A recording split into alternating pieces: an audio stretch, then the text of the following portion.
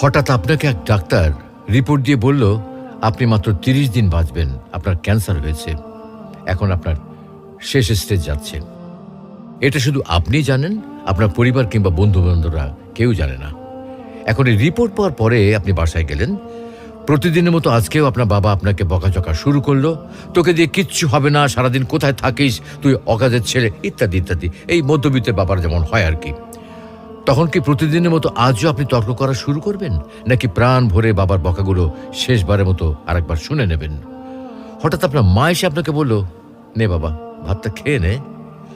আপনার মনে হবে এই বুঝি আপনার মায়ের শেষ হাতের খাওয়া, আপনি আর বাঁচবেন না। আপনি পরম তৃপ্তি নিয়ে খাবেন এবং আপনার কাছে মনে হবে এটা আপনার শ্রেষ্ঠ খাবার, যদিও ডাল ভাত হোক না কেন। আপনি বের হলেন, পুরনো এক বন্ধুর সাথে দেখা, আপনি যাকে মোটেও সহ্য করতে পারেন না, সবসময় তার সাথে কথা কাটাকাটি হয়, আজকেও সে আপনাকে কিছু কথা শুনিয়েও দিল। আচ্ছা, এখন কি আপনি তার সাথে তর্ক শুরু করে দেবেন? মোটেও না। আপনি হয়তো তাকে জড়িয়ে ধরবেন এবং বলবেন, দোস্ত ভালো থাকিস। আচ্ছা জানেন, আমরা এখন মৃত্যুর কথা ভাবতেই চাই না, এ থেকে আমরা পালিয়ে বেড়াতে চাই।